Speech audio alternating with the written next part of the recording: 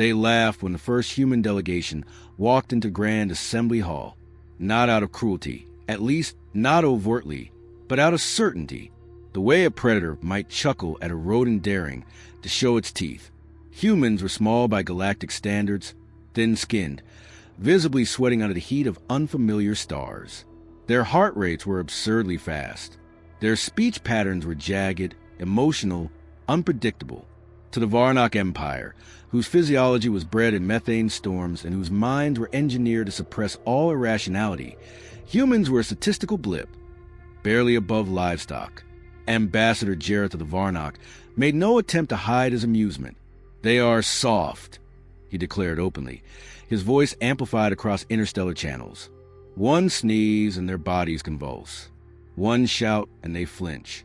They are creatures of panic." No one objected. Even the more sympathetic species of the assembly simply offered humans a seat at the farthest corner, not out of malice, but out of a shared, silent agreement. These creatures would not last.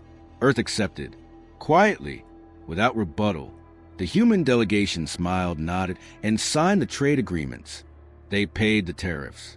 They followed the rules. They agreed to every protection offer the Varnock extended, at a cost, of course. Earth's mineral-rich moons became joint assets.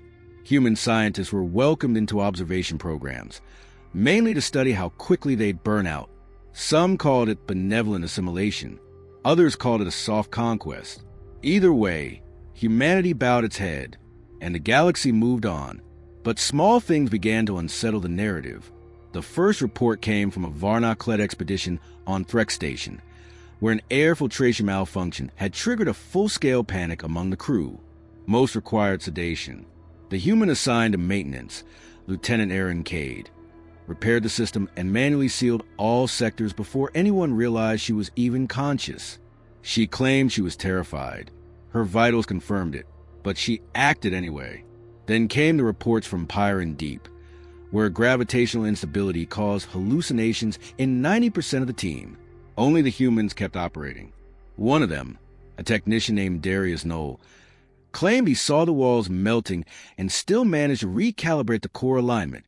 "Yeah, I was shaking," he later told investigators. "I just didn't have time to stop." The Varnock chalked it up to luck, statistical noise. But the patterns grew. Missions abandoned by others were quietly resolved by human units. Environments labeled uninhabitable became hubs for Earth-led research. Their survival wasn't effortless. It was frantic, visceral. But it worked. What others interpreted as system failure, humans treated as ignition.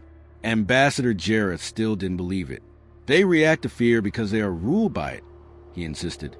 "Eventually, it will consume them." His aides nodded, but he never noticed a human translator across the room, listening, not speaking, with pupils dilated and breath slow, observing, recording, and most dangerously, calculating. Fear hadn't broken humanity. It had sharpened it. The others saw panic. What they didn't realize was that humans had never evolved to eliminate fear. They had evolved to weaponize it. The official report called it a containment breach. Unforeseen, unpreventable. The reality was sloppier. An arrogant Varnock scientist on Station 12 decided to override safety protocols while studying a Class 7 terraform entity. The creature was designed by nature to induce madness. It didn't need claws or venom. It used something more effective, pure, engineered fear. It leaked psychic pressure like a fog. One by one, the station's crew collapsed under the weight of their own minds. Emergency distress beacons triggered. Command rerouted a Varnock response team to quarantine the area, expecting either corpses or structural collapse. Instead, they found something that didn't match any projection. The lights were still on. Systems were still functional. No signs of weapon discharge. And then they saw the human team, alive, intact, eyes bloodshot but alert. Footage showed the rest of the crew succumbing within hours. They screamed at shadows, clawed at their own faces. Some even turned weapons on themselves to escape the phantasms in their heads. But the humans stayed, not because they weren't affected, but because they were. Their fear hit like a freight train, but instead of breaking, it launched them into motion. Their response system spiked. Adrenaline surged. Cortisol flooded their muscles. Instead of shutting down, they accelerated. Dr. Lien Vega, one of the survivors, explained during debriefing, "We were terrified every second, but fear isn't foreign to us. We evolved under it. We build systems to cope with it. We train with it. We even simulate it for entertainment." The Varnock analysts didn't believe her at first. They reran biometric data.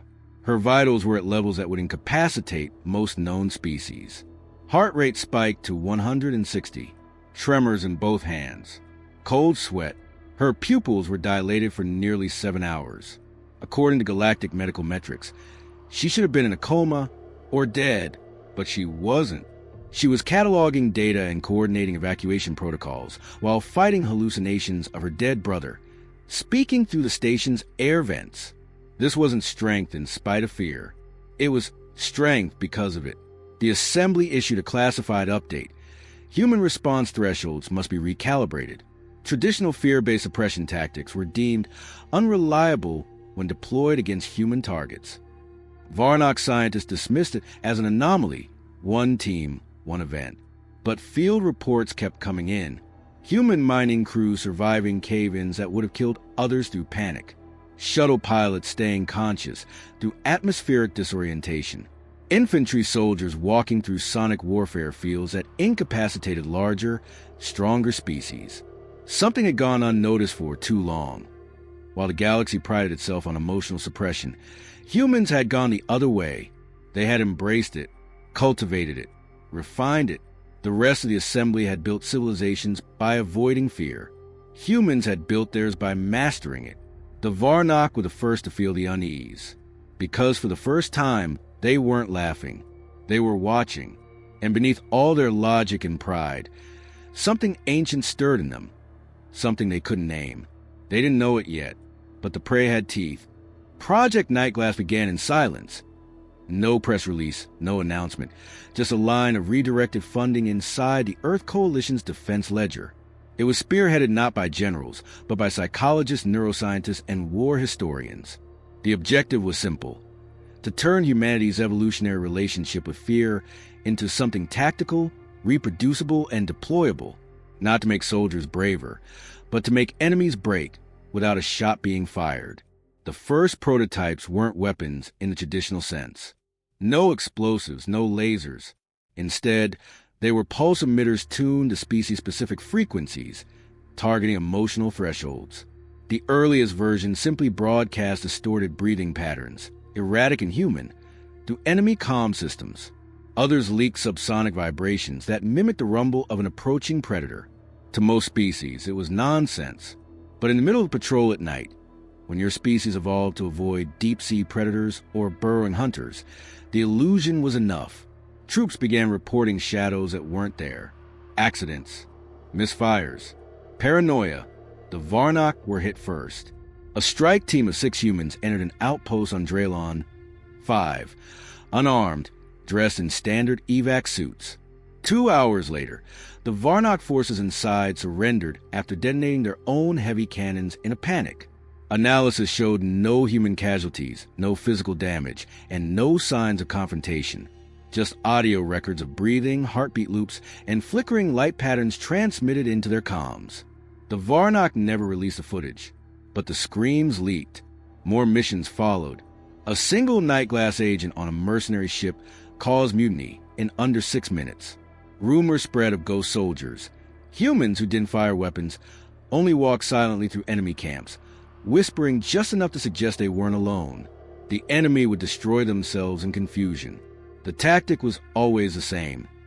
Let the enemy fear what might happen. Let them imagine the worst. Let them see their doom coming from within. Humans didn't need overwhelming firepower. They needed doubt, and they'd master how to inject it into the minds of species who'd never evolved the resilience to bear it. Meanwhile, recruitment into Nightglass became strictly classified. Operatives were chosen not for fearlessness, but for intimacy with fear.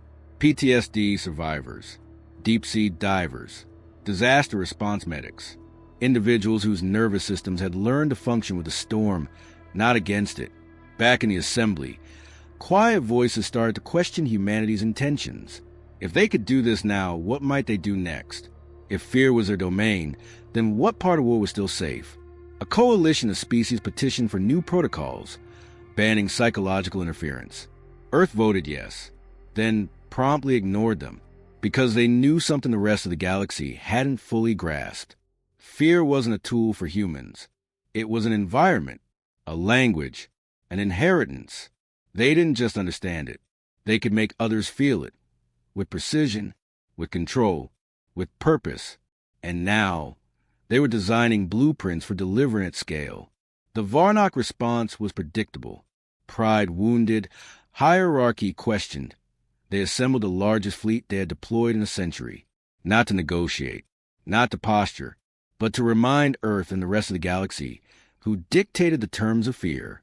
Warships the size of cities launched towards Sol, bristling with plasma rails and siege cannons. Their leaders declared it an assertive containment measure, a euphemism for invasion.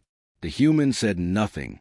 As the Varnock fleet crossed into the outer system, they found no defenses, no resistance. Earth's orbital satellites were active but unarmed. The silence stretched. They advanced to Mars' orbit. Still no engagement. The commander began to believe the stories were exaggerated. Just psychological tricks.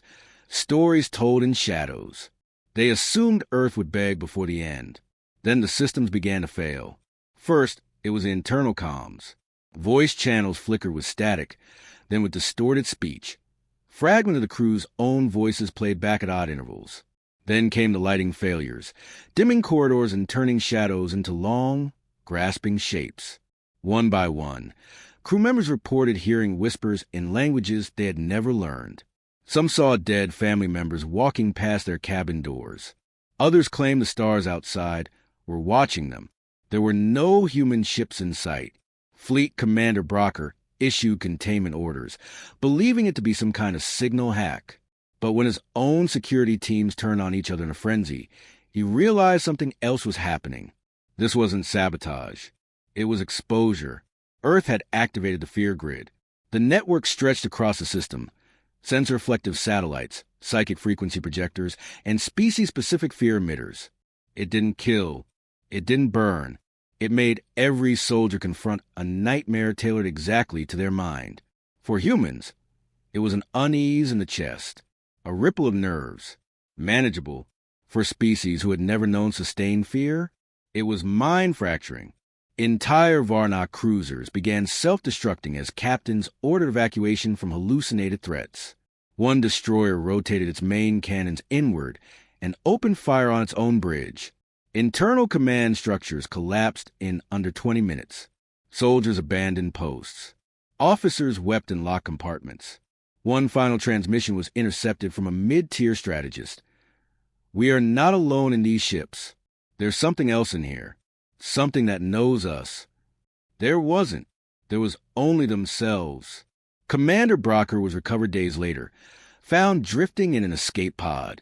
He was alive, but his mind fractured beyond repair. The last coherent words from his logs: "They feel everything. That's why we couldn't break them. That's why we'll never win." The assembly convened an emergency session. Earth was reclassified, not as a threat in the conventional sense, but as a psychological singularity. New protocols advised: do not engage humanity directly. Do not test their silence. Do not challenge their fear. Earth returned to quiet. They didn't gloat. They didn't boast. They simply turned off the grid. Because humans knew they didn't need to show force anymore. They had shown the galaxy something far more effective. What it was like to be afraid and know the enemy wasn't.